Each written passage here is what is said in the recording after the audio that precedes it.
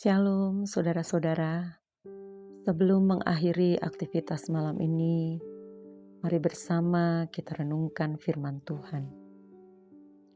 Ada seorang anak, satu waktu sedang bermain di laut, tiba-tiba sepatunya yang dia lepaskan di pinggir pantai terbawa oleh ombak laut. Lalu dia menulis di pantai tersebut, "Laut ini pencuri." Tidak lama kemudian datanglah seorang nelayan yang membawa hasil tangkapan ikan yang begitu banyak di perahunya. Selesai dia menurunkan ikan-ikan yang begitu banyak itu, sambil berjalan pulang, dia sempatkan menulis di atas pasir pantai itu, "Laut ini baik hati." Beberapa waktu kemudian ada seorang anak tenggelam di lautan itu terbawa ombak. Ibunya yang sedih datang ke pinggir pantai laut itu dan menuliskan kata-kata, "Laut ini pembunuh."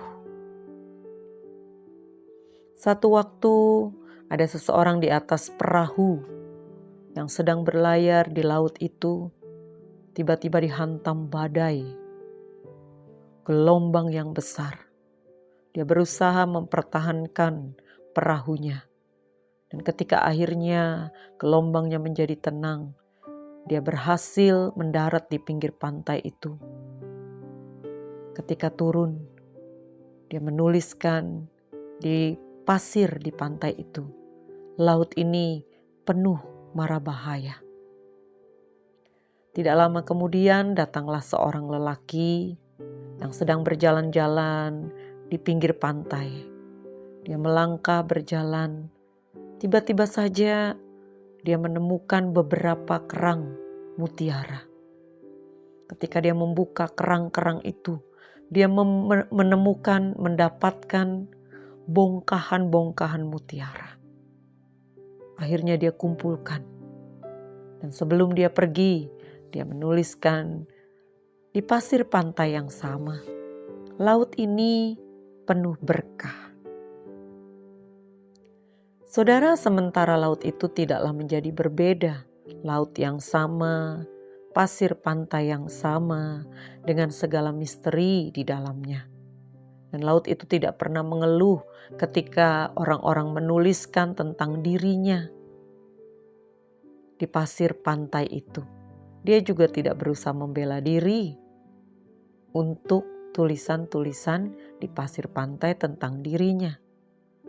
Sebab setiap kali selesai orang-orang itu menulis, selalu ada ombak besar datang dan menghapus semua tulisan di pantai itu tanpa sisa.